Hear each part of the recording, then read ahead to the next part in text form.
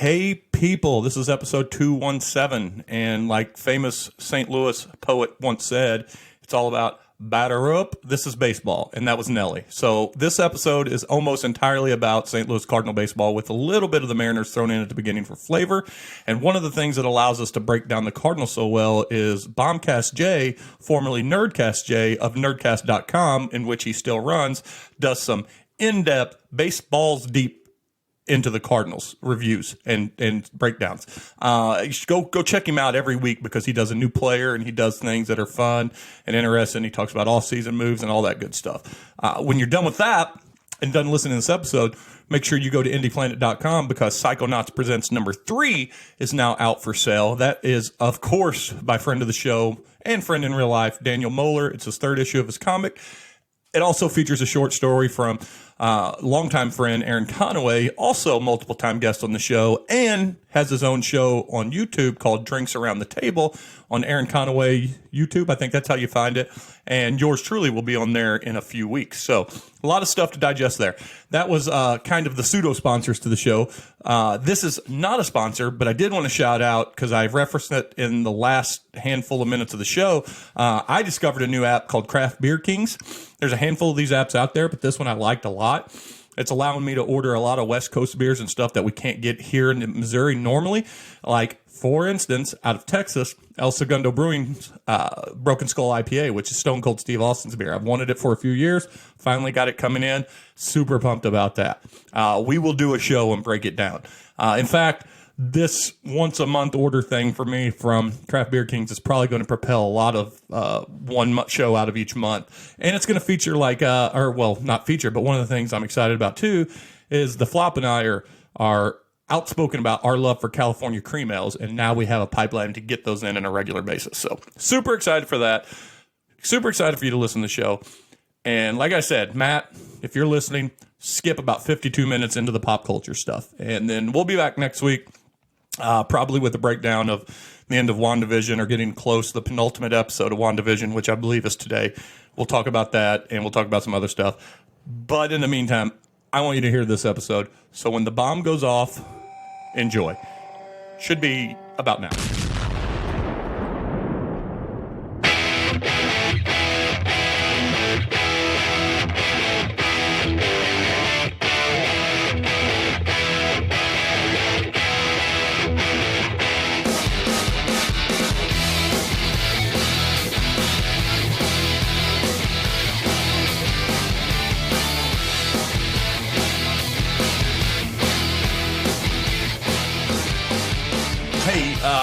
We are back.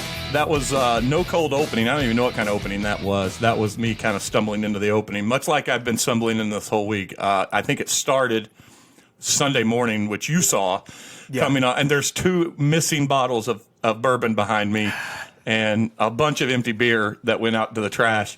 And then rough work at week. So I've been I'm excited for this podcast because the topic we're going to talk about should energize me just a little bit. But what I'm trying to tell people is you may not get your A game here. No, is what and you at least get your B game because that's Bombcast Jay sitting right across from me, and we don't have a Bender, we don't have a Badger. In fact, I want to start with the Bender. I kind of know what he was getting at, but did you find the text funny? Yeah, I did. Okay, I said, "Hey, how does Wednesday night work for everybody?" And he responded with, "Well, the boy has practice Tuesday and Thursday, so I'm out." Yeah. Oh. Okay, so what about Wednesday? Yeah. But I'm sounded free to me, but yeah, I'm guessing what he meant is 3 nights away from the family probably wouldn't fly for the wife. And we'll come back to that. Put a pin in that. Don't let me forget. Most of the time when I put pins in things, I end up just stepping on unused pins after I start recording. So I want to come back to the recording night thing at the end of the podcast, and then the flop is.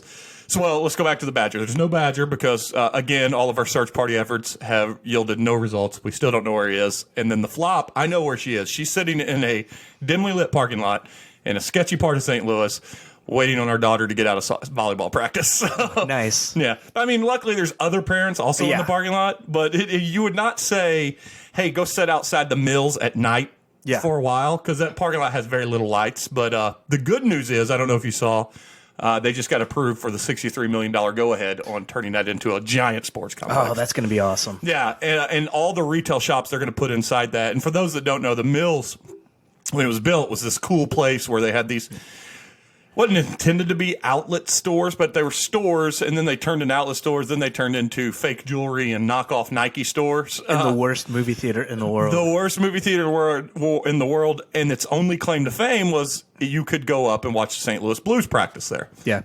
They also had a skate park in there that was pretty cool. Yeah, a skateboard park right close to the rink. Yeah. And that I think both of those are still there. Okay.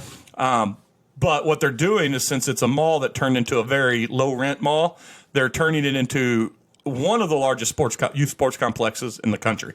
It's going to have like 2 or 4 outdoor baseball fields, 4 outdoor softball fields, 2 outdoor soccer fields, and then indoor soccer, indoor volleyball, indoor baseball, indoor sand volleyball, outdoor sand volleyball. It's going to cater to 12 total sports. It's got a little bit of everything. Yeah, and then it's going to have retail shopping, but all the retail shopping is going to be sports-based retail shopping. Nice. So like a softball or baseball store, a soccer store, things like that. So that'll be awesome.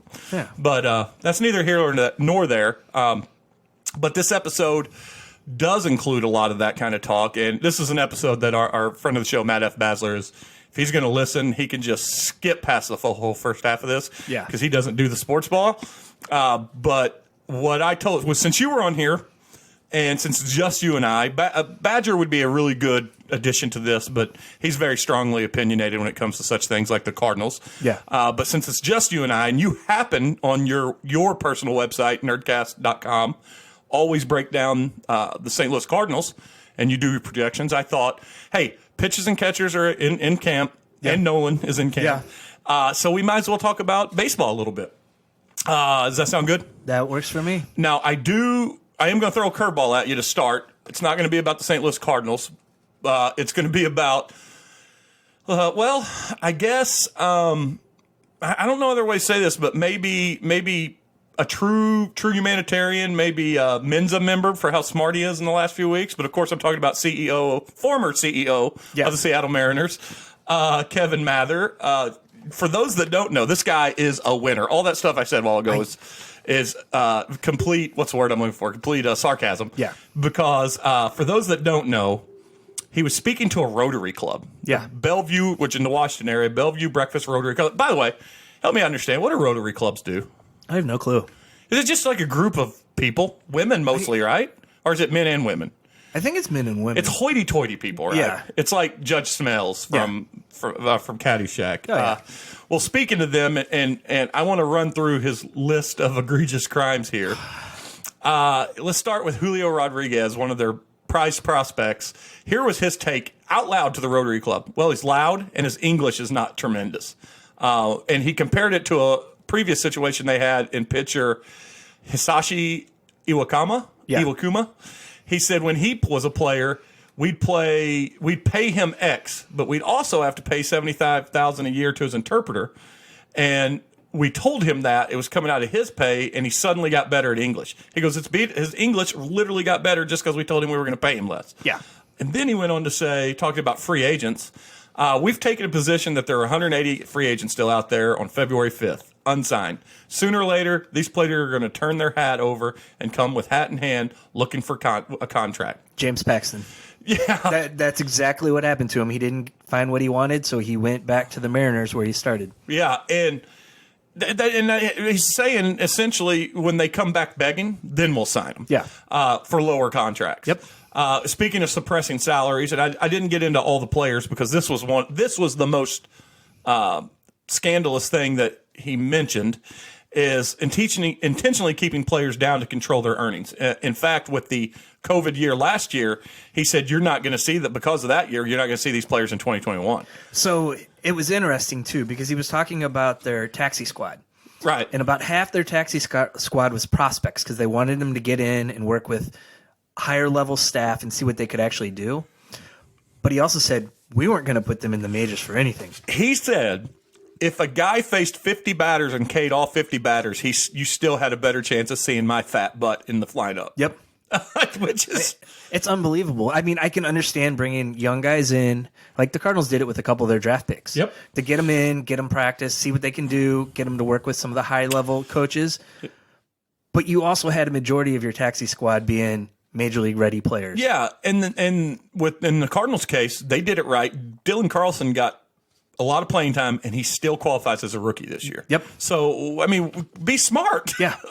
He also it didn't stop with like rookies and prospects. And talking about Kyle Seager, he said he's going to be a future Mariners Hall of Famer, but we've probably been overpaying him the majority of his career. And keep in mind that in 2014 he was an All-Star and a Gold Glove winner at $500,000 a year. Yeah. And he was overpaid apparently. And his wife went on Instagram saying, well, I guess we're going to be putting our house on the market. Yeah. And then, as you know, being a baseball fan, being a diehard fan, we've had the luxury here in St. Louis of having competitive teams for a long time. Yeah. Now, I am old enough to know the doldrums of the late 80s into the 90s. Yeah. And, you know, the Joe Torre years weren't great. No. But that said, it felt like they were always trying. I mean, we had talent and Brian Jordan, who went on to be a World Series winner with Atlanta. You know, we had Ray Langford, who everybody thought was going to be an MVP. They tried. Yeah. They had guys. They were mostly young guys that they developed. Yeah. But the team didn't want to spend at that time. Yeah. And we were in the middle of seeking new ownership and stuff. But Mariners aren't. No. But what he said is we're not out looking for a lot of big names, but so we're going to roll the dice on some players. We'll win some, we'll lose some. But all we're trying to get is 3 or 4 more players to sign these long-term deals over the next 2 years to just roll out a product and collect a luxury tax, essentially is what he's saying. And so my thing is, for one, this guy's a douchebag. I do want to say this, though. All of the things he said is not exclusive to Seattle. Oh, no. Salary suppression and contract control is probably the most underhanded, dastardly things.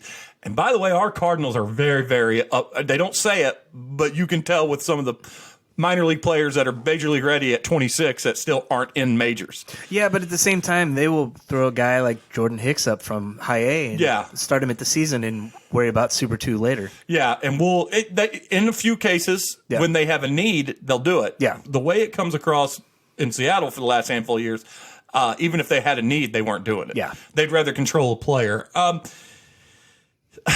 don't know. What is it worse that this is done, or is it just bad because this is the only dumbass who said it out loud? And on a Zoom call to a Rotary Club, this guy's smarter than you and I. He should be. In theory, he made a higher rank, a higher salary than we'll ever. He probably made more in a year than we'll make in 20. Yeah. And he did something that my 10-year-old knows not to do on the internet. Yeah. That's one thing like you try to tell your kids is like, watch out what you say because it'll come back to bite you, especially if it's going to be on the internet. And you can go, if you want, you can just Google CEO Seattle comments, and there's a bunch of sites that have just each clip of every answer. Yeah. And how bad. What I did just then doesn't give it justice. No. Reading the quotes does not give it justice. I mean, one of their outfield prospects, Jared Kalenic. Yes, Kalenic, and then the pitching prospect, I can't think of his name, were the two he was essentially referring to on the control. He specifically said Kalenic in about this season. Yeah. He said, we're going to call him up mid-April, which is the period where it'll put him past Super 2 status. Yeah. He said, we're going to, and in fact, he said to keep, it'll keep us in control of his contractor. You know, I mean, he just said it out loud. Yeah. He's a moron. And by the way, postscript to that story, he no longer has a job. No, he doesn't. He was forced to resign. He made this big apology, which was half-handed. Yeah. And then the organization made a half-handed apology too before he all resigned. the damage is done. I mean, so just going back in history, this is the organization that essentially ran off Ken Griffey Jr. Yep. And if people don't remember how that happened, they built a new ballpark off of the back of the money that Ken Griffey made, and they put the longest right field in the majors at the time, and Ken Griffey Jr. is a left-handed batter. And they did that because they had Alex Rodriguez. Yep. And they paid him a shit ton of money, and then they could not afford him and let him go. Yeah. So they ran, and now Griffey, probably wanted to go to Cincinnati because of the lineage with his father anyway. Yeah. But I guarantee you, from everything you've ever seen, every documentary, everything you've seen, and don't remind me of some cool Griffey stuff here in a second, he would have wanted to win in Seattle. Yeah, I would have think he would have stayed there his whole career if he could have. And, I mean, he went back at the end. And all they did was deal players away from Randy Johnson. And A-Rod, they thought was their future. And PEDs aside, A-Rod was one of the most talented prospects of all time. Oh, yeah. People forget those first 5, 6, 7 years. Well, the first 12 years. Yeah. I mean, hell, he's unbelievable. Yeah. His stats are staggering. Now, he's been popped twice for PEDs, but still. Go ahead. I thought you had something. No. So, real quick on Griffey, do you follow the fan site Baseballism on? Yes. Did you see that they've got the kid gear now? Yes. I'm going to buy some. I probably should. There's some awesome stuff on that. And I've yet to buy that stuff, but I got a friend who buys it, him and his son, and it's the coolest clothes if you're a baseball fan. Yeah. The only thing I've been buying, I got a couple shirts from Trevor Bauer because he's got one that says "Send it." And it's him throwing the ball. Trevor Bauer. Is he the best personality in baseball currently? Not necessarily, but he might be one of the hardest working guys. If you read about his training regimen and everything he does. I have no doubt, but he also is not shy of anything. Oh, no, he's not. Oh, well, no, the best personality in all baseball is Machine Gun Kelly out there in L.A. He's former Cardinal Joe Kelly, who is always dear to my heart. For those that don't know, I believe it was... Who was the superstar for Pittsburgh when we played them in the series? It was their McCutchen. Andrew McCutchen. Yeah. And in the very first game of the playoffs, in this very first at bat against Kelly beamed him and took him out for the entire series. Yeah. And he more or less, after the series, said, yeah, I did that on purpose. Yeah. Like, I didn't want him to hurt us. He was also the guy that did the standoff. Yeah, would not sit down. Yeah. He was known to... be the last guy into the dugout from the national anthem. Yeah. And there was another player that wouldn't, and it was like 5 minutes. Dodgers, yeah. It was like, and then he went to the Dodgers. Maybe that's why the Dodgers went after him. Could be. And by the way, Machine Gun Kelly, World Series wins in his career. Yeah. Not just the Dodgers, but Boston. Yeah. He went, and I'll always call him Machine Gun Kelly because he's a hitman for what he did to McCutchen and what he does to players. Who was Astros. Yeah, and stuck his tongue out at him. And the pouty lips. Yeah, and he'll fight you. He will. He's a tall dude. He's not a big dude. The best thing about that was afterwards when he was interviewed about it, he's like, the ball got away. I'm the same guy that threw a ball through my window at my house. Yeah, on TikTok or on Instagram or whatever. Yeah, the ball, but he has enough control. I think he is so clever and so fun that he did that video just to give himself an excuse in the season to hit people. But I could have. Everything's premeditated with that guy. But as I alluded to, though, I just wanted to hit on maybe the dumbest guy that we've seen in baseball in a long time. But go from that and go to a club that is not known for making dumb moves, and I don't necessarily think we made any dumb moves in the offseason, but to get a grasp of what kind of moves we did make and things that were done, I want to talk about the St. Louis Cardinals. And I mentioned a while ago, you do a very good job every year. And I mean, well, you do it year-round. You do articles year-round on it based on what they do and moves, but you really break down and do your projections at the beginning of the year, and that's at nerdcast.com. So I kind of got a flow on how I want this to go. Okay. But certainly, like we always do, and I don't even have to tell you, but certainly go off track if you want at any point. Because the reason I did this is because I think it'd be real easy to start with Nolan Arenado. Oh, yeah. I mean, and we're going to get to Nolan Arenado, but that's not where I want to start. Instead, I want to start with what we lost in Colton Wong. That's going to be huge. Well, and I want to say that because we have an affliction in this city, and it's both in club and city in our fandom for the Cardinals, is something weird happens is we call up these young, fairly athletic white guys who are hot at the beginning, and we ride those sons of bitches till the wheels fall off, which is usually pretty quick. Yeah. But we put a lot of faith and a lot of love into them, and we could go down the list. Now, some of these worked out better than the others, but we could go down the list of David Freese, of who am I thinking of? Ryan Franklin. Yeah. Even who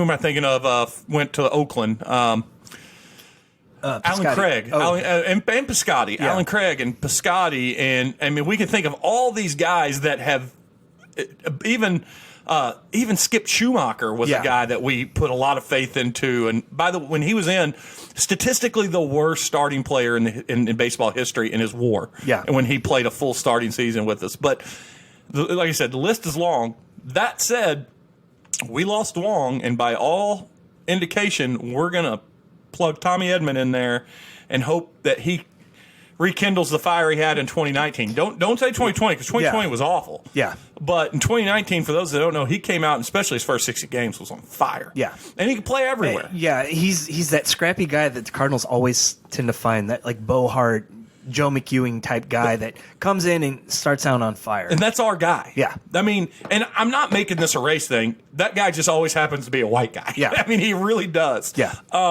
So I've got two questions about him. Mm-hmm. What do you expect out of Edmond for a full season? And I'm going to say a full season with him at second.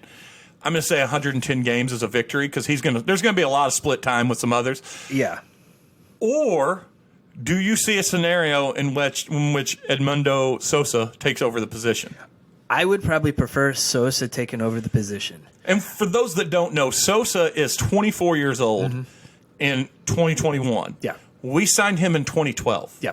To a minor league Cuban developmental deal. Yeah, he was 16 when we signed him as an international free agent. And he did well. I mean, you can't count last year. Yeah. In 2019, I believe he was a little injured. Well, last season he got COVID. Yeah, and that's right. He was one of those guys that didn't recover for the season. And he was going to be on our roster probably last year. And he would have gotten those at bats guys like Max Schrock got. Yeah, absolutely. But he wasn't available all season, so he missed the whole year. Yeah, that's right. And the year before that, he did have a minor bug that he statistically had his worst year. Yeah. But his previous 4 years in the minors were pretty good. Yeah, and I mean, he's not going to be a guy that sets the world on fire with his bat, but I mean, he's a good defensive player. And he was a shortstop by trade. Yeah, so moving to second is going to definitely play up.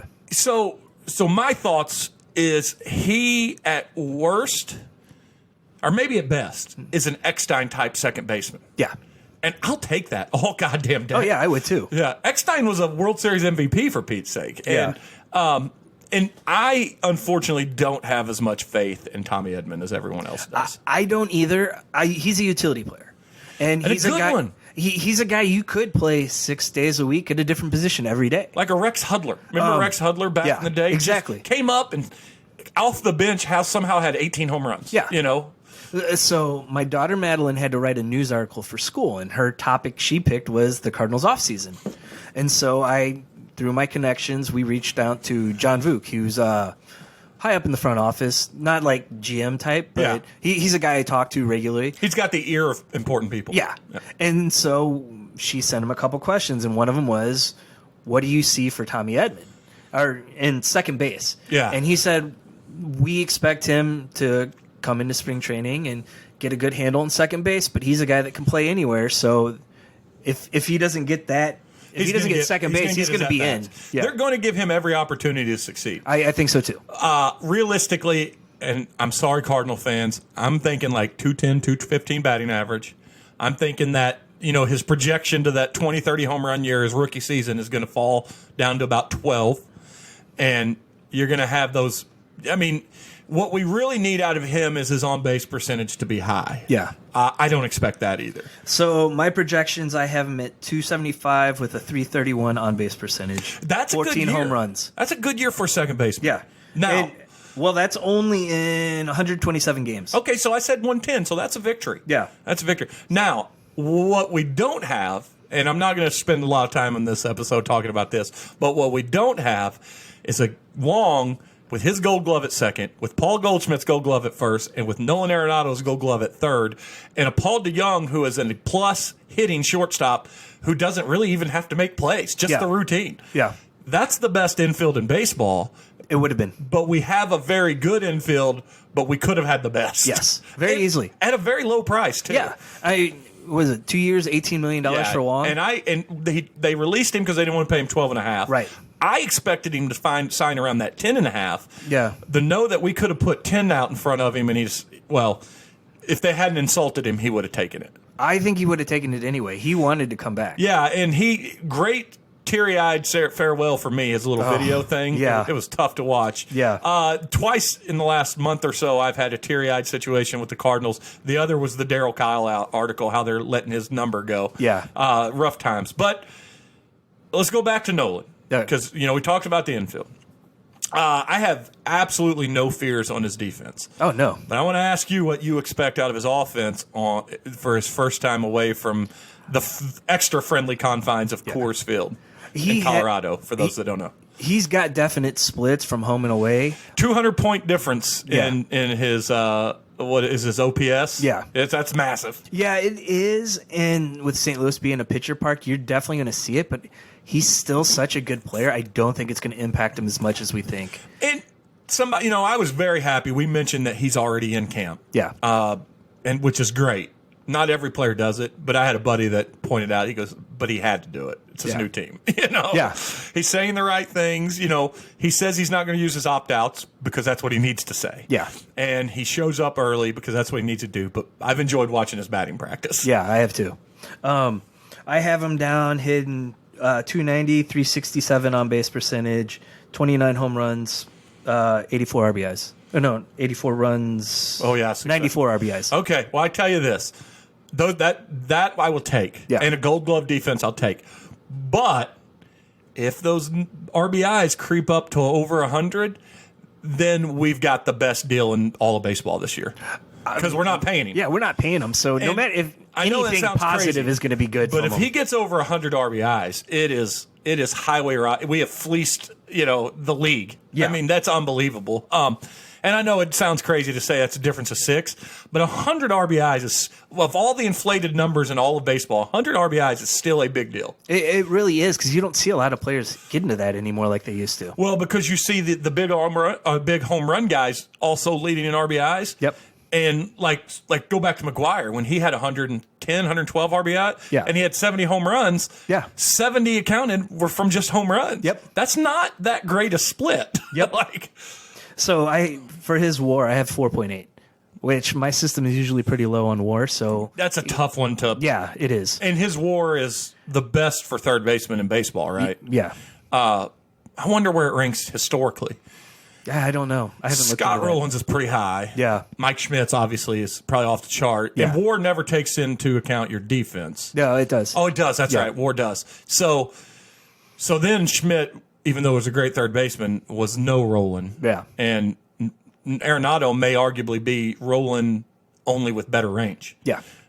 Which is awesome. Yeah. Yeah, that's something. All right. Well, then anything else on Nolan we should talk about, or should we move to?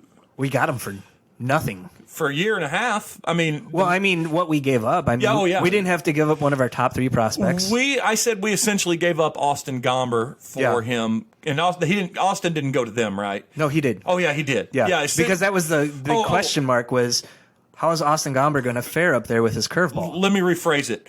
We got rid of Fowler and got Nolan Arenado, and essentially all we gave up was Austin Gomber and some money for Fowler. I mean, it was that because the Fowler trade, I think, happened after because they needed to clear room, and we'll get to why in a little bit.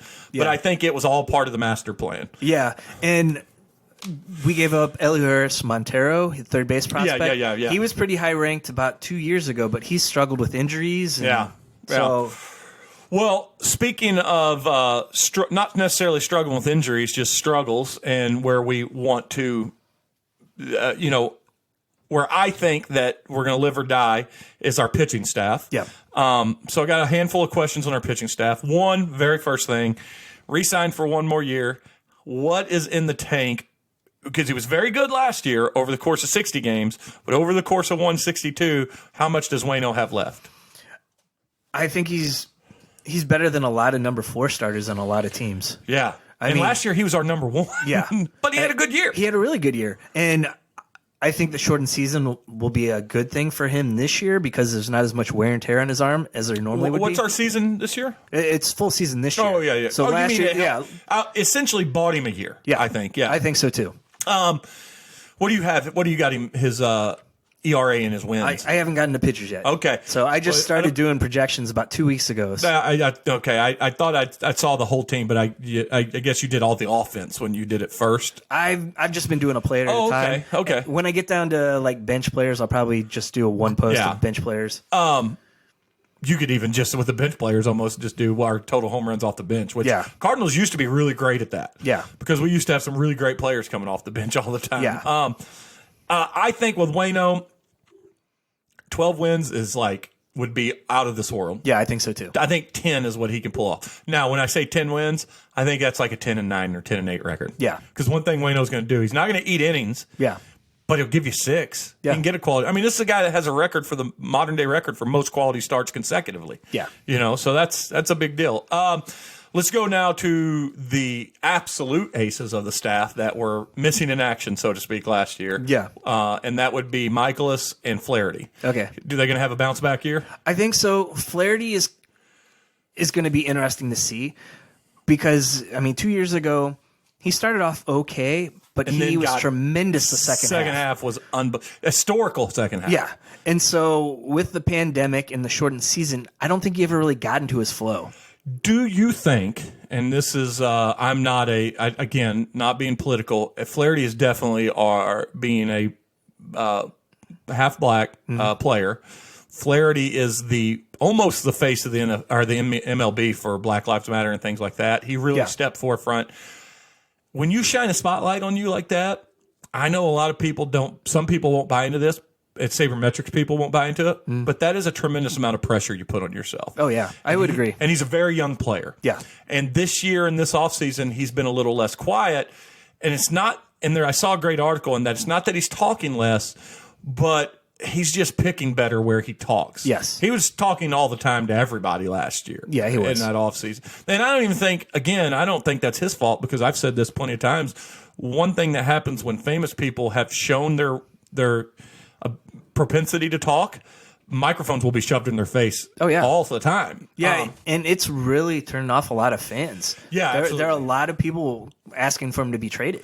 Yeah, well, that's bullshit. Yeah. Those people are dumb. But I will say this, though.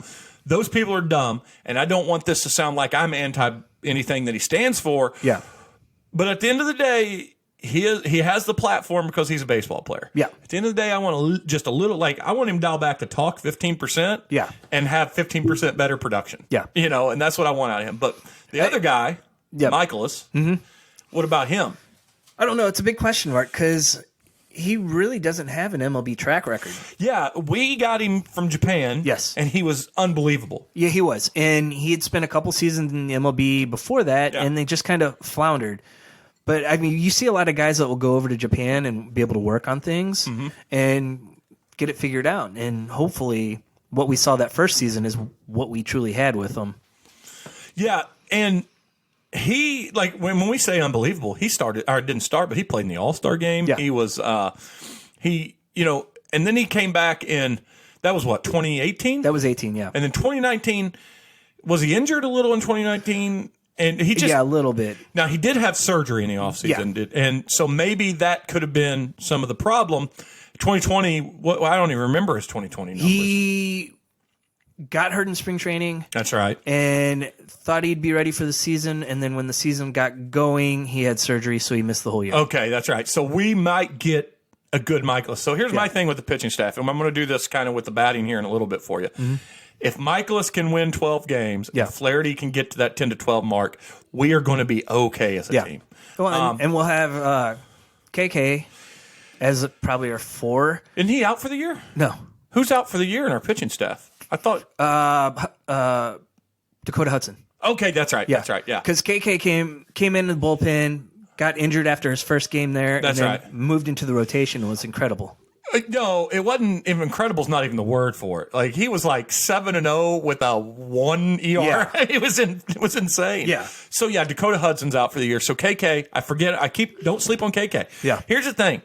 I'll even go one step further. If we can get 3 pitchers with 10 plus wins, will be doing just fine. Yeah. Of those 3 pitchers, if one of them could approach 16, we're gonna run away with the Central. Yeah, and that's great. How about let's talk about everyone's favorite head case and gambling addict. How about C-Mart, Carlos Martinez?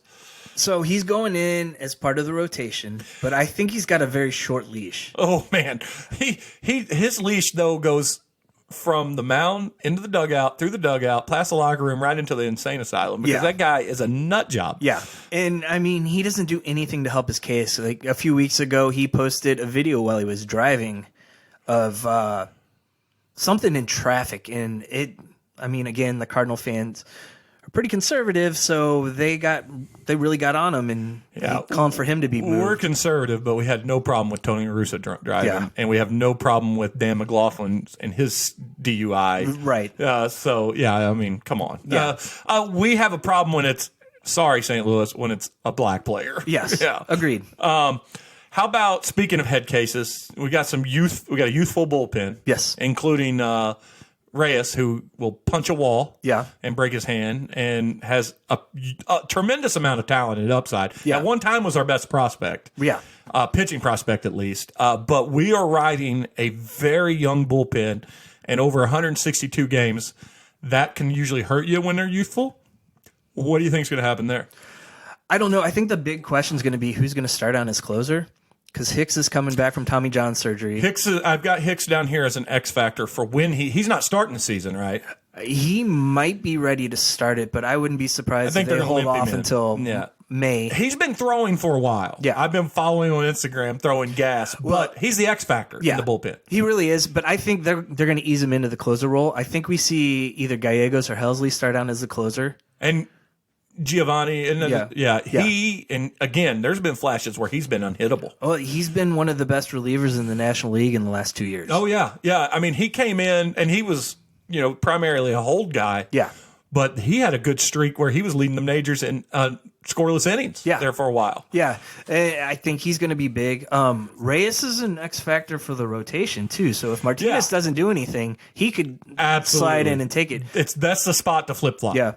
The other thing with the rotation is there's still the possibility they could bring in Jake Odorizzi. Odorizzi would be a great if they're going to put Waino in the 4th spot, which they'll do because of sentimental reason. Odorizzi might be your best 5th starter in the Major League Baseball. in the whole majors. Yeah, eats innings, and they compared him to the Kyle Loesch signing back in 2008, where camp has started, sign him cheap. Yeah, and Odorizzi could come in and get 11 wins in the 5th spot. Yeah. I mean, that could happen. Yeah. Kyle Loesch, by the way, I don't know if you remember, nastiest scar from surgery in the history of baseball. Yeah, he got tattoos to cover him. Yeah, it looked like a train track of scars.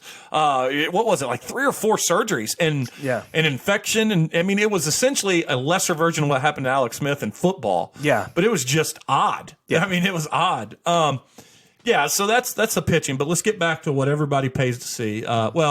People pay to see Jordan Hicks throwing the gas. Oh, yeah. But people love to see the long ball, and let's talk about what it's going to take for the Cardinals' offensive threat to be a top 10 threat in the National League. And I say that, and a lot of people say, well, what about all of baseball? Easy trigger, we don't hit the home runs. No.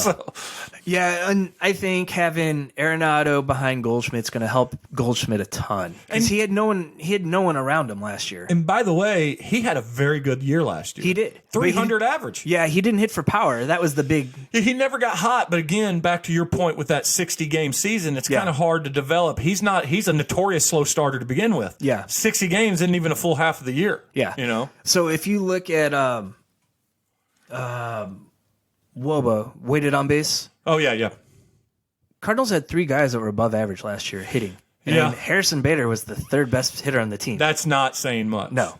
And there were things like Colton Wong started hot and then got hurt and then never came back from it. Well, what he did is he sunk back into being Colton Wong, who is a average hitter and a plus fielder. Yeah. So, and he goes through cycles where he's like an amazing hitter and then he can't hit anything. He hits 6 home runs and hit 400. And then he'll have a month where he hits no home runs and hits 180. So I put first and foremost, the only way the Cardinals are a legitimate power threat is if DeYoung can get back to hitting near 30 home runs. And I think that's possible, moving him down to the 5 spot, because it takes a little bit of pressure off of him. And he's going to get a lot of pitches because of those guys in front of him are going to be on base. And he's, they're going to try pitching around 2, 3, and 4. Yeah. And DeYoung is going to benefit from that. Yeah. And the other thing I put on here is we just need Goldie to be Goldie. Yep. And I know people, this city will turn on you. Yeah. We signed Goldie. It was a big signing, and he's not been the same Goldie that was in Arizona.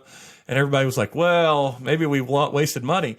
Yeah, but you're still getting the best defensive first baseman. Yeah. I mean, you could have him, or you could have Matt Carpenter playing first base. Absolutely. Which one? Yeah. Pick your poison. Yeah.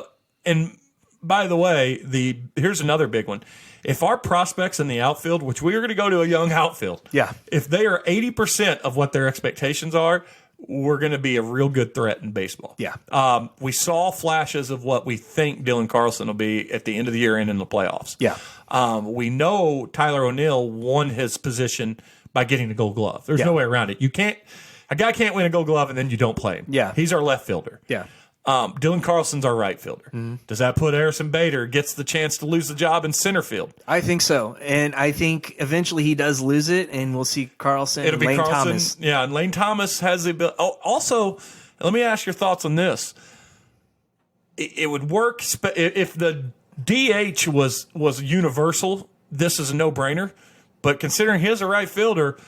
Supposedly Cespedes is healthy, and he's going to put on this March 2nd clinic for everybody to come watch him play. I think that'd be interesting. The fans would not like it because he's just too loud of a personality, I think. Yeah, but we didn't get Puig, and they're kind of the same guy in terms of their boisterousness and stuff. But I tell you what, that's a 50 home run guy at one point. Yeah. So if you're think about that. Just think about that. If you're a 50 home run guy in your prime and you're only 70% of your prime, that's a 30 home run guy. And that's something they definitely could use, but I just don't. We needed Ozuna. Yeah. And we lost it to Atlanta reset. We lost him literally last year, but there was a lot of rumblings, and I take that meant a lot of people were talking. Mm-hmm. But he opted to go back to Atlanta. Yeah. Because I'm guessing what happened is Atlanta gave him a 4-year deal, and we were not going to do a 4-year. No, we were going to do a 2-year deal. Yeah. But that would have been, again, Ozuna in our lineup is drastically different. Yeah. I think Cespedes, and again, this is all hearsay, and this is, or not hearsay, but this is all pie in the sky. Yeah. But a Cespedes in your lineup hitting 6 or 7? Yeah. That's pretty solid. You could even get away with him at 5 and moving DeYoung to 6. I'm just, since we don't know where Cespedes is at, I'm saying that's worst case scenario. Yeah. And he's a right fielder. Yeah. And why I say that is because we've given Harrison Bader every opportunity to be the Gold Glove that he is. Yeah. And the speed demon that he is on base. But he's in love with hitting the ball to the upper deck, and he swing, and all everybody knows you just got them breaking ball away, and he's going to look silly. Yeah. So I like Justin Williams too, but I don't know if he's ever going to get the opportunity to come in and try to show what he did. I think he had 5 at-bats last year when they were struggling to find time for people. Yeah. So I just think if he doesn't do anything in the spring, he's probably going to be DFA'd and won't see him again. Well, so I put also a something else. So he would fall in that what am I not talking about category. Yeah. Something else we haven't talked about is we've got a catching prospect and a third base prospect who now doesn't have a position, but is athletic, could be taught to play right field, even a second base. I think right field's more accurate for a power hitting third baseman to play. Yeah. Or first base and work his way in as the replacement for Goldschmidt eventually. Yeah. I've watched Gorman since they've gotten him. I didn't think he was going to stick at third base. He's a big bodied guy. I don't think it was going to happen. I don't think he's mobile enough to really play the outfield. No, but if you're not mobile enough to play outfield, Jose Martinez taught us you can put any dead body out there and right. Yeah. Dexter Fowler taught us, who's maybe the worst defensive right fielder we've ever seen. Yeah. In the Cardinal uniform. Yeah. Chris Duncan, probably, but rest in peace. Yeah. Great guy, Chris Duncan. But Gorman is he's an X factor. Yeah, I always thought he was destined for first base, and then they got Goldschmidt. Yeah, and then Arenado. Yeah. So he's definitely blocked, but he's working out at second base. Well, with Akendo. Yeah. and the best tweet in the offseason. Can somebody call Boston Ellsbury? Pedroia. Pedroia, yeah. Jacoby Ellsbury, not Jacoby. Who did I think? Asking for a friend. Yeah, asking for a friend, yeah. So he's got a good attitude. Mm-hmm. And he's got, to say he's got a potential bat, I'm not going to say Albert type potential because Albert, no one knew what potential he had. Yeah.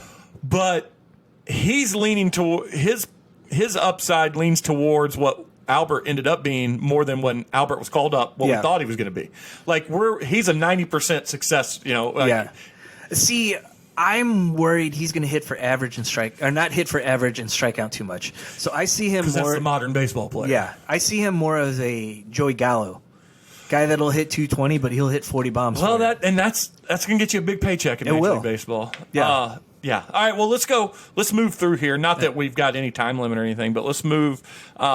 I put finally, because I've saved the best for last, so to speak, and I've got two things. I don't know if you and I talked about this, but we'll get into it in a second. Yadier Molina re-signed for 1 year. Yep. Is this his swan song? I think so. Is he currently a top 10, 15, or 20 catcher? Definitely top 20. Is he top 50?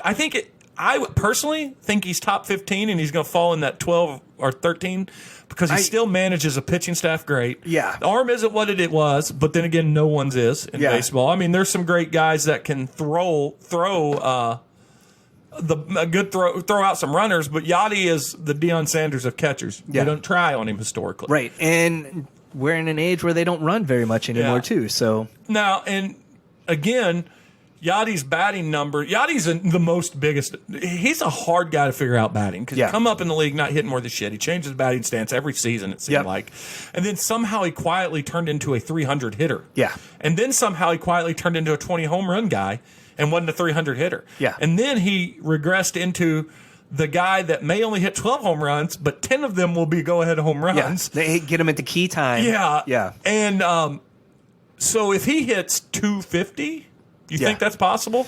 Well, what did you say? Did you already break him down? Yeah, I got him done already. I had him at 264, 315 on base, 10 home runs. That's Yadier Molina. Yeah. I'll take it. Yeah. As a swan song, and like I said, it's Herrera, right? The catching prospect, or how do you pronounce his name? Yeah, Ivan Herrera. And Kinzer, too. Herrera's going to pass Kinzer. I think so, too. I think, again, talking about holding players down, and this one you can't blame on the Cardinals. When you have a Hall of Famer and you got a catching prospect, Kisner, he should have demanded a trade. Yeah, he really We gave it to, who did we give it to? We did it to Derek Barton. We traded him back. Barton was one. There was another guy we traded a couple years ago. Arizona for Goldschmidt. He was a big prospect for us. Yeah, he was. And he just was never going to get a chance to play. Yeah. Because one thing Yachty doesn't do is miss games. Yeah, so what either happens is you have to trade him and get something for him at the time, or you let him just sit at AAA and then they never advance. We had Brian Anderson, who was a pretty big catching prospect. That's what happened.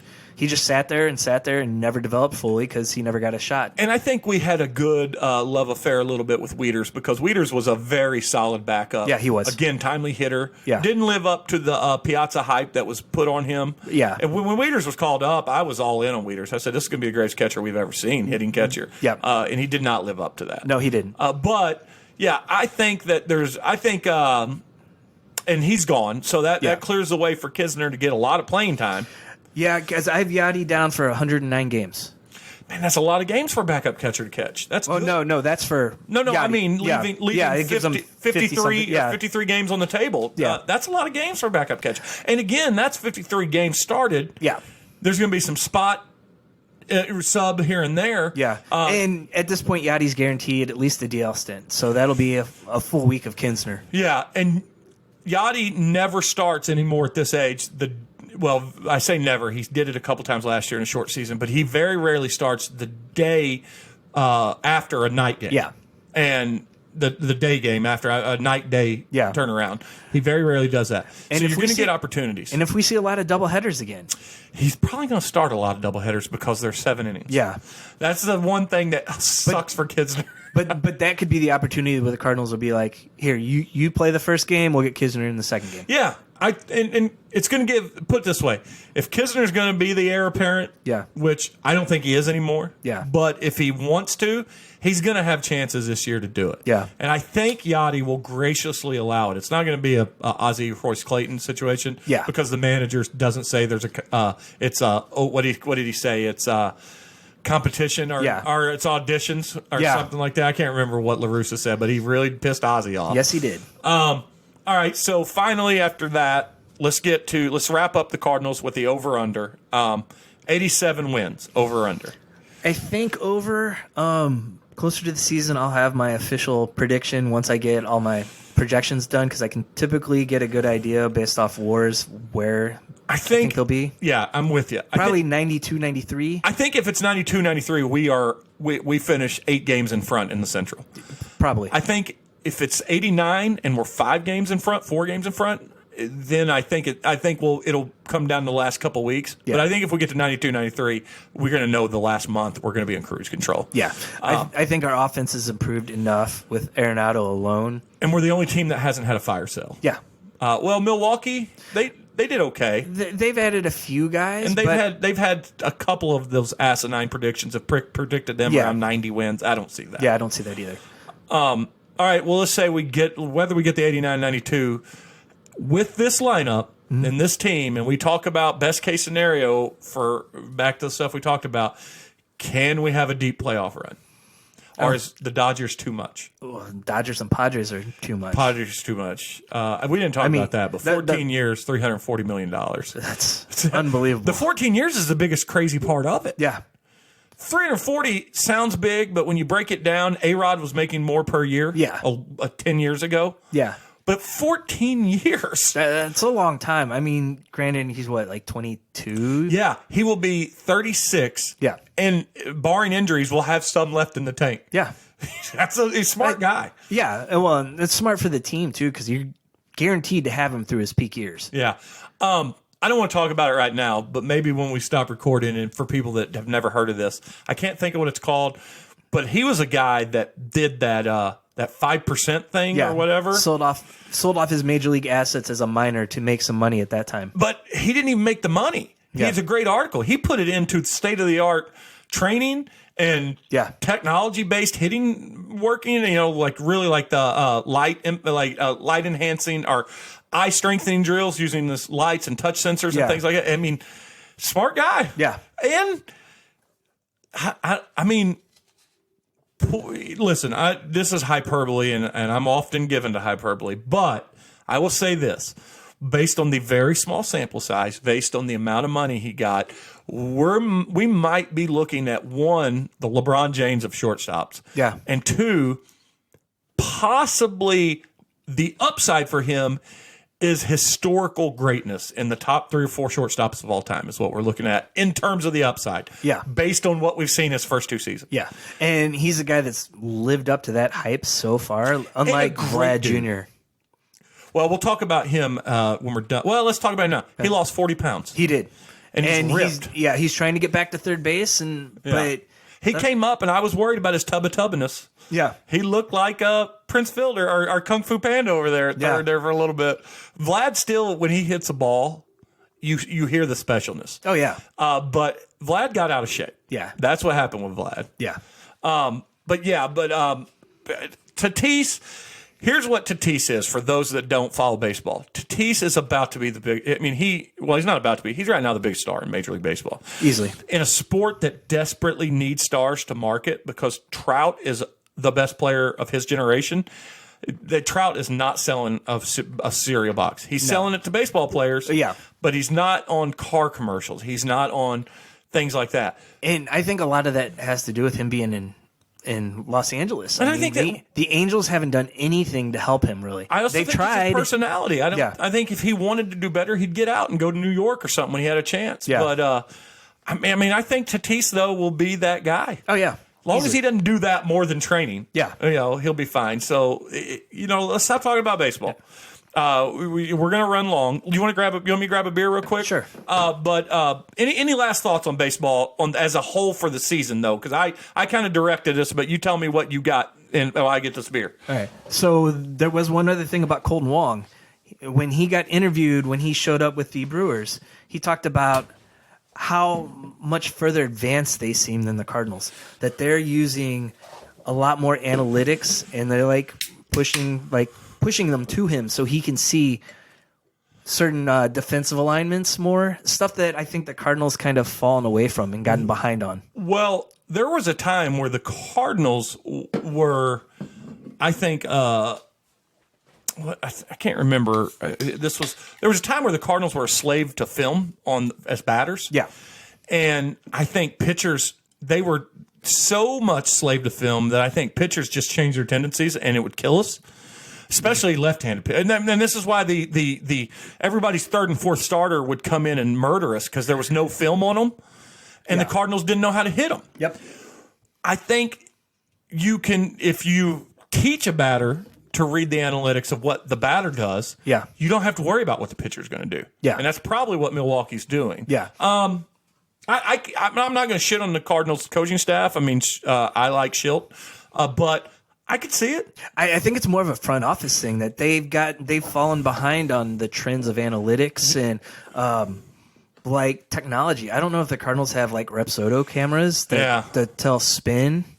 It's stuff that could really help the players a lot, but either they're not willing to spend on it or I think they've just fallen away from it. I think it's just archaic thinking. And here's the thing. At some point, you all come around to it. Yeah. I would like to see it sooner rather than later. Mm-hmm. I've got this thing where I say in my industry with some customers that are so-so is that people say, well, how are they successful? And I say, well, sales cover up as a big Band-Aid for inadequacies. Yeah. And in baseball, talent and success can cover up. It's a big Band-Aid for development. Yeah. And we'll get there. And we'll probably see it in the minors before you see it in the big club. Most likely, yeah. Yeah, I could see that. And I think that's what sets us apart from like the Rockies, who are known to be behind on everything. Like they have the smallest analytics staff in baseball. Well, and they just gave away their best player with $50 million. They paid the best thing that's happened to their franchise in the last, since maybe Larry Walker or Todd Helton. Since Todd Helton, Charlie Blackmon wasn't even an Arenado. No. So since they gave away, I mean, the best player in maybe their team's seen. Yeah. And we got him for nothing. So they need some retooling. But let's jump it in to throw it to Missy. Let's now that we're through all that stuff. I apologize that we went 50 minutes for everybody. Well, sort of, but not really. Baseball's a big deal to you and I. Yeah. Baseball's a big deal to this city. And I think every once in a while, if we devote one fucking episode to sports, it's fine. Yeah. And so that's what we're going to do. But here's the deal. I may put the entirety of the Throw It to Missy segment up as its own separate thing on Instagram or something. So, just so people could get their fix and not listen to the whole damn episode. But download it. Yeah. So here we go. I'm going to start with the first thing that I wanted to, and that is Hoopla has delivered The Last Ronin #2. Oh, sweet. The first issue may be one of my single favorite issues of last year. I went and looked to see if I could find it halfway affordably on like eBay. It's not anymore. No, I've seen 40, I've seen 60, I've seen some variants, and by the way, there's like 100 variants. Yeah, and they go very strong. It's so for those that don't know, it's a Teenage Mutant Ninja Turtle story. It's a story that was conceived by Eastman and Laird, the original creators. It's written and drawn by a different team, though. The first issue, better than the second issue. Yeah. But it's not much of a drop. What differentiates the issues is that there's for the majority of the first issue, the dialogue is all in spoiler warning, Michelangelo's head. Yeah. And so there's not a lot. The second issue is much more dialogue heavy, and I think that's what changes the issues. That G.I. Joe silent issue feels gone that the first one gave you. But it's what they do in the second issue is he tells the flashback story of where he is. Yeah. And it's done in the Eastman and Laird style of drawing. And it's fantastic. Yeah. It's well worth reading. Go check it out on Hoopla right away. I'm going to read it tonight then. All right, so Tiger Woods. Yeah, career over. Most likely. He'll try to come back because he's a hard worker. Yeah. From what I've heard, his right leg is pretty much destroyed. No charges. He wasn't drunk. That was the first thing people worried about. Well, yeah, because he's had histories of it before. But not just alcohol, but toxicology. I mean, like, he was taking Ambien and Xanax and everything before. HBO Max had a documentary about him that went into a little bit of that. Yeah, and there's been a lot of flack thrown at that HBO documentary because they weren't able to get a lot of really close inner circle people. Oh, yeah. Because Tiger doesn't want that. Yeah. But, hey, let's call it what it was, too. This isn't Tiger's first run-in with a car accident. He had the one where he was pulled over. Yep. And before that, he had the one where a driver beat the shit out, a girl with a driving iron or driving wedge beat the shit out of him. Or driving wood, fairway wood. Where his wife beat the shit out of him. So, Tiger's had a bad, is there a better player? Or is there another player close to his level that's had such a problematic career? Not that I can think of. Favre, maybe, with the dick pics and the admitted killers. And we'll talk about one of my favorite Favre interviews here in a little bit. But yeah, maybe Dwight Gooden.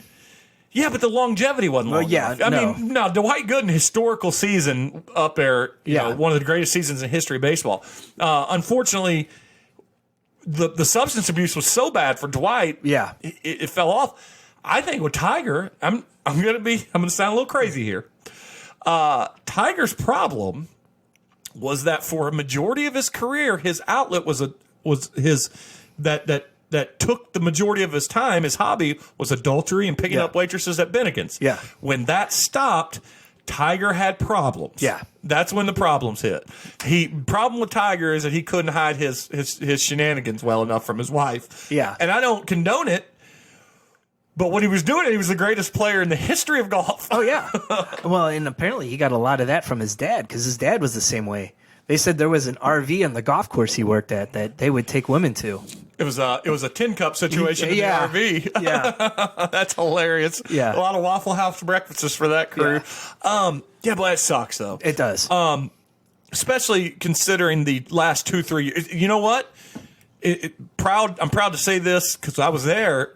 Since the PGA Championships in St. Louis, the Tiger story's been great because he was in the running that last day. The galley following him was unbelievable. The roar just for Tiger was old. Oh, yeah. And then the next season he won Wimbledon. And then this year he had that tournament where he played with his son. And it was cool looking. I mean, it was starting to feel good. Yeah. And it could be done. Yeah. It's for a guy with knee and back problems to have a compound fracture, to have his ankle shattered, it's a bad deal. Really bad. Next thing I've got on here is this week through some. It was really easy to do because there's only 8 episodes. But I've shotgunned the first season of Jack Ryan. Oh, it's so good. Yeah. So first off, I am sold on Nice Guy Jim's ability to be a badass. So I'm going to officially say right now, we can either use the hashtag Krasinski for Richards or Krasinski is fantastic. I don't care what we do. Yeah. He's got to be Mr. Fantastic. I haven't even seen his, 13 hours or whatever. Yeah, I haven't seen that I'm going to either. watch that because he's believable. Yeah.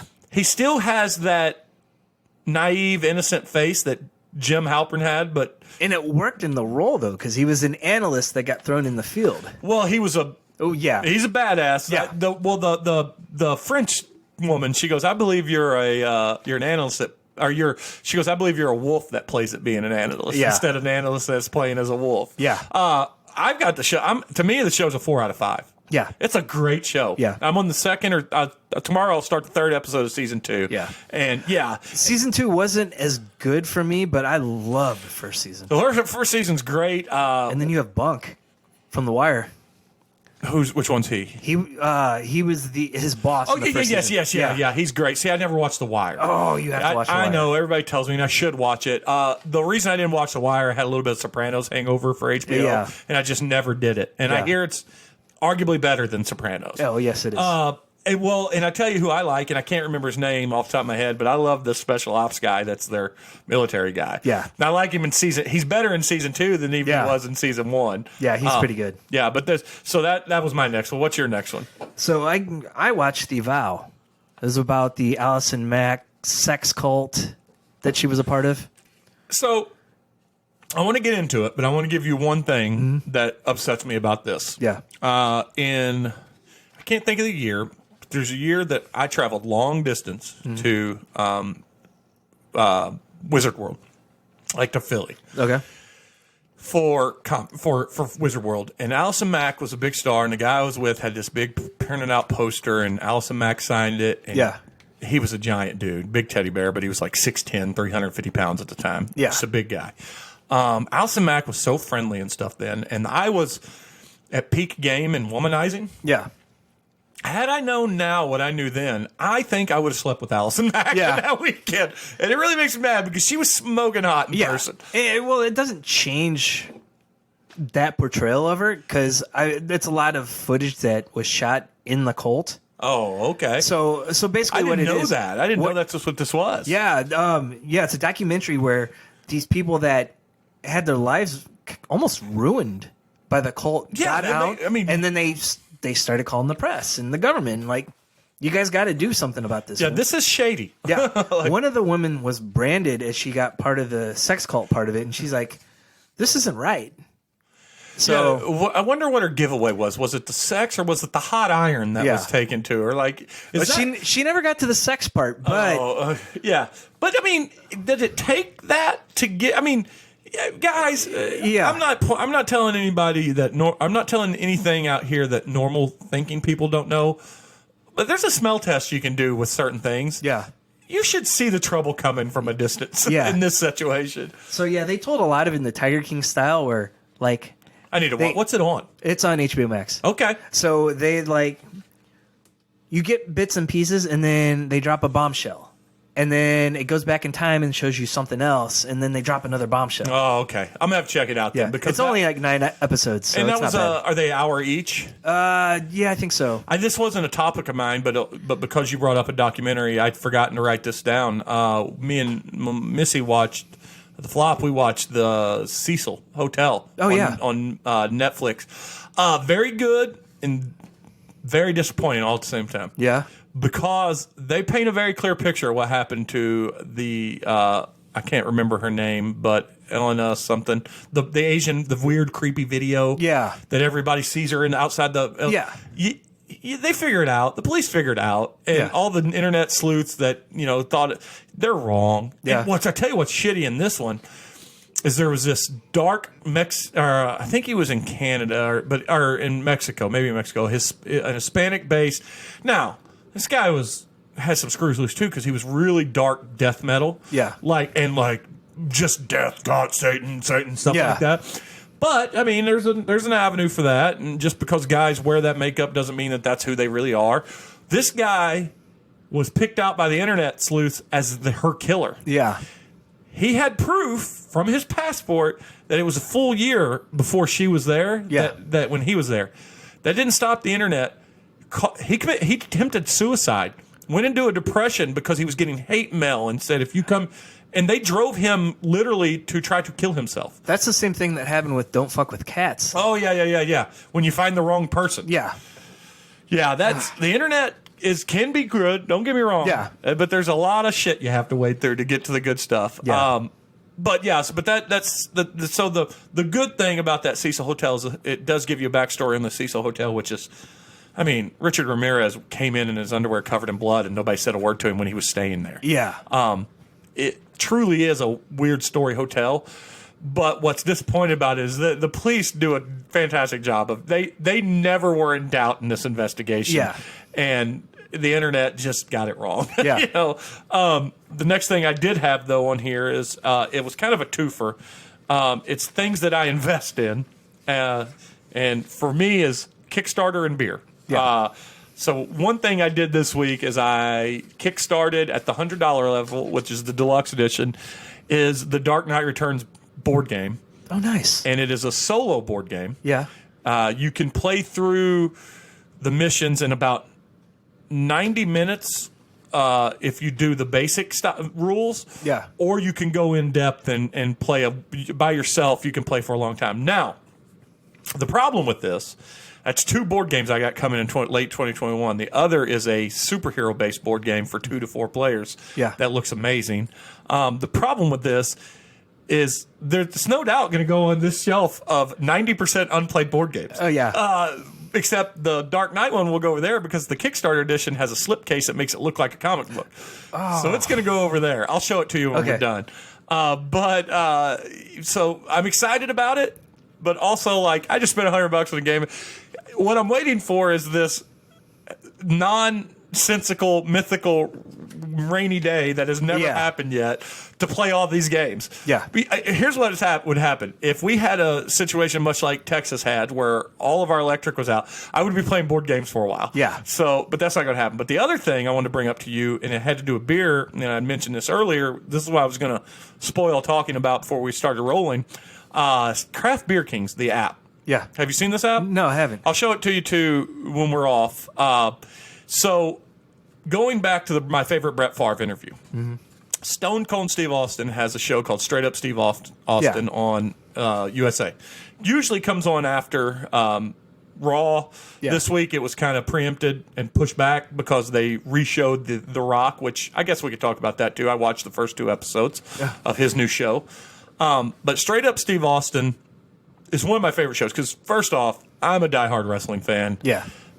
I'm a wrestling fan, much like a lot of people are Christians. They say they are, but they're not practicing. I don't watch a lot of wrestling, except for AEW. I do watch a lot of AEW. Yeah. But the Attitude Era with Stone Cold Steve Austin was my favorite. So I love his show. Now, one of his favorite his episode with Brett Favre was great because Brett Favre really just opened up about his prescription medication abuse. Yeah.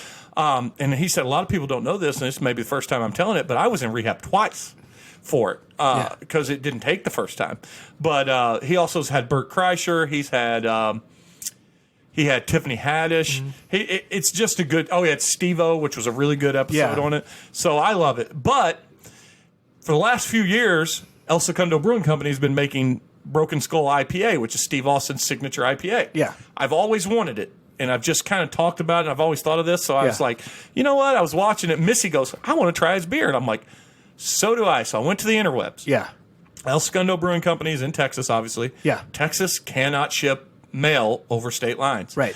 So I was like, well, I just looked. Where can I buy a Broken Skull IPA? Well, I came across this place in California called Craft Beer Kings. Okay. They have an app. They have a subscription service. They have a beer service. I'll show you all the beers they have on tap. I signed up. I bought my first round of beers is coming. I have the Broken Skull IPA coming. Belching Beaver's Peanut Butter Milk Stout, a beer that me and Missy really liked when we were out there out of San Diego. Mother Earth Cali Creamin', which was my favorite cream ale that I've ever had. Yeah. And me and Missy love cream ales, Californian cream ales. Yeah. And then I got something from Boomtown Brewery called Breathe, and it's a hazy IPA. This place has access and they have Perennial in there. Yeah. They have a lot of breweries. They have some Missouri brewery. They have Abraxas on their website for sale for $35 for a bottle, which is reasonable out of state. Being not in Missouri, that's a reasonable price for it. It's a 2020 Abraxas. So I'm like, that's not a bad price. Yeah. So my first order was $80. I got of those beers I got, I'll have to show you a thing, but I believe it was almost like 14 beers. I think 14 beers for $84, including shipping. That's not bad. And beers that we can't get here. Yeah. So I was super excited. So the good news is for us, every month I'm going to order beer. That's going to be an influx of beers that we've never had on the podcast. Nice. Which is what the podcast was supposed to be about. Oh, yeah. So what's the last thing you got? Let's see. I have been catching up on a lot of graphic novels. So I'm selling off my comic collection for the most part. And just going to hardcover/graphic novels? So I read Tom King's Vision series. Oh, it's so good. Oh, it was incredible. So good. It was the first Marvel series especially that made me feel like their Matt Fraction's Hawkeye series did. Oh, yeah. It's just that feel. It's it's a non-superhero book. Yeah. And it's so good. Yeah. And so the art's unbelievable. Yeah, it's really good. And they pulled little things from it for WandaVision. Yeah, just like I mentioned that on the episode, You and Me. Yeah. It's just a smidge of the stuff is because, for one, Vision doesn't have Wanda as his wife in the series. Right. But they still kind of pull from that to make it happen. So, and then the other thing I've been getting into are the Young Avenger books. Oh, I like the Young Avenger books. Because it seems like the MCU is setting all of that up for us. Yeah, we talked about that on here too, and you had gotten Madeline in, your daughter in on them. Will's into them now too. Okay, so yeah, we've gotten. It's a cool team. Yeah, and Here's the deal, and you talked about Marvel setting it up for us. Mm-hmm. Anything in comics that has to do with Miles Morales is the future of the comics, because Miles Morales is the future of the Marvel Universe. Yeah. We're going to get a live-action Miles Morales soon. I think so too. Because for a couple of reasons. One, he was very popular in the comics, and he was done right. Yeah. I'm a firm believer that I hate inclusion for the sake of inclusion. Yeah. But if you tell a great story, which Bendis was able to do in Ultimate Spider-Man with Miles Morales, it works. Mm-hmm. He might be the most successful character at that. Yeah. And we've even more so on the big screen, we've already seen quite possibly the greatest Spider-Man movie starring Miles Morales in Into the Spider-Verse. Yeah. That's probably my favorite Spider-Man movie of all of them. When people ask me what my favorite MCU movie is, I tell them that this and this, and then I always go, oh, well, technically it's not an MCU movie. Yeah. But Into the Spider-Verse might be the best of all of them. Yeah. So, and did you see that we might be getting Big Hero 6 in the MCU? In live action Big Hero 6. So I never thought we would see that. I didn't think so either, but there's already been an Easter egg. In Age of Ultron, when he's going through his different AIs and he uploads Friday, there was Joe Costa there that everyone saw. Oh, okay. But there was also Tadashi, the older awesome. brother. Yeah. Yeah. Yeah, who created Baymax. Yep. Yeah, created Baymax. Again, I think you and I talked about this in an episode. The main character, Takashi, or what was his name? Hero, yeah. Maybe one of my favorite powers, quote unquote powers, on the big screen. Yeah. His nanobot technology and the way it looked, what it could do. Yeah, I'm all on board. Yeah. Big Hero 6 is so underrated. It is. It's not incredible, but it's not far off. I couldn't even tell you how many times we've watched it. Yeah, my it's son so was good. addicted to it. So good. The fist pound, if you can't almost cry on the fist pound, no soul, brother. So when all the Michael Brown stuff happened and they released the verdict on the cop, I drove up to Ferguson that day to the Toys R Us because they had this giant Baymax, and that was the only store in the area that had it. Oh, no. I'm like... And you avoided... I'm going to rush up there real quick and get it. Yeah, well, you're a brave soul. Yeah. What else you got? We got something MCU every Friday for the rest of the year. Oh, we do officially, yeah. So there's a week between every show and movie where they're doing a making of on Disney Plus. Okay. Yeah, that's awesome. Yeah. I actually sat down to try to watch. Now, I love the Disney Plus and I love the Marvel stuff, and I did watch the 616 stuff that they had on there. It's hit or miss. Some of it's really good, some of it's really bad. I tried watching the new Stan Lee documentary, their new one that's on there. Yeah. It's not great. Yeah, it's just okay. And it's stuff that I knew. What I wanted to see out of it was a little Disney pizzazz with the Marvel part of it, some flair. I didn't get it. That said, if you're not, I guess, a zealot like we are, it's a lot of good. I like what they're doing. They gave you the Wanda and Vision. It was the imaginary or the legends thing where they just give you. Yeah, it's like the 7 minutes where it's just. They do a lot of cool stuff. Yeah. I dig it. And we won't really get into WandaVision right now because the last episode's next week, right? Or is it 2 more? 2 more episodes. 2 more episodes. So we might as well at this point, let's just hold it for that and do it. Do you have anything else? The only other thing is I started Banshee from Showtime. Oh, yeah. It looked awesome. Yeah, and I've had so many friends rave about it, so I'm 2 episodes in. It's pretty good. It's on HBO Max. That just showed up like 2 days ago. Banshee from Showtime's on HBO Max. Yeah. That's the power of HBO Max. Yeah. Before long, it's going to be Max versus Plus versus Netflix. That's what you're going to see. Yeah. And Max is going to win on the big studio movies. Oh, yeah. Because they're putting them all on there fast. Yeah. There's one recently that I'm just super excited that's coming on there. Mortal Kombat's coming on HBO. Oh, yeah. Oh, God. And that preview looks so good. I can't wait for. Oh, I forgot. I do have an addendum before I talk about the very last thing I was talking about. Last thing I was talking about is consistency, and I'll tell you what that means. Yeah. The addendum is on Prime in the last couple of weeks they put Sonic the Hedgehog on there for free. Oh, the movie? Yeah. Okay. I'm not gonna lie to you. I gave it a 4 out of 5. Okay. It's I don't know what what was wrong with it before, other than Sonic being weird looking. And I know they fixed it. But James Marsden's great. He's a delight. Yeah. Whoever the voice of Sonic is, I didn't even look it up. Yeah. It's a home run. And Jim Carrey is so damn fall down funny in this fucking role. Yeah. It's the Jim Carrey that you fell in love with before he started making the Penguin movie and all that bullshit. And it's Sonic the Hedgehog. Yeah. He needs his magic rings. He's got the spin attack that he doesn't know he can do. That's awesome. And he's so funny. At one point, James Marsden's in a fight, and he's a cop. He's no pushover. Yeah. But he's getting his butt beat. Sonic goes, spin up in a ball and throw yourself at him. It's like, I don't think that's going to work for me. That's awesome. James Marsden is pretty good in those type of roles. Like, he was good in Hop. Oh, yeah, he was good in Hop. Hop, another solid movie. Yeah. Worth watching. Yeah. The Sonic Hedgehog movie. Okay, I'll check it out. For me, and I watched it without my kids. Yeah. Absolute home run. See, my kids watched it without me, so I'll go back and watch it. Yeah, it's worth. Did they like it? Will loved it. The other two didn't care. Oh, yeah. Well, especially if you like Sega Genesis, it's a blast. And it's a good movie without that. But last thing I was going to bring up, and I was thinking about this, is I don't know where you're at on your week, but I know where you're at in our week in terms of sports and whatnot, and I know where I'm at with my daughter. But I'm thinking, we've been releasing all these on Friday, and I'll still do this one on Friday. Yeah. But I'm thinking, whether we start it next week or not, and whatever commitment you can give, and I'm going to tell Bender the same thing, and should we ever find the Badger, I'll tell him the same thing. Okay. I'm thinking now where we're at with soccer and softball and everything, barring games, I think I'm going to pencil us down for we're going to record an episode every Monday.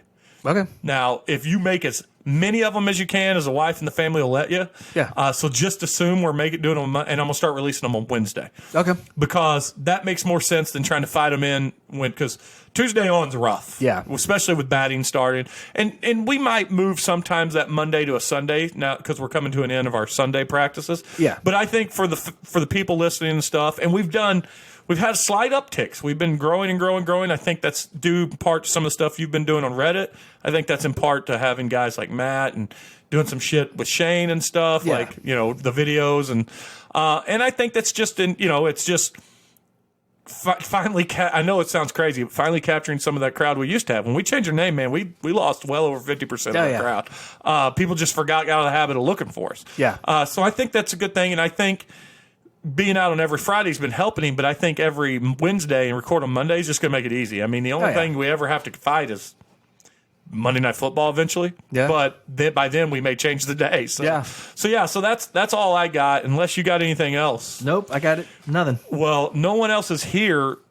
We did go over a little bit, but, nobody else can say bye. So if you could please woo the people with your sultry sign-off. Goodbye. See you later. We're going to play the music.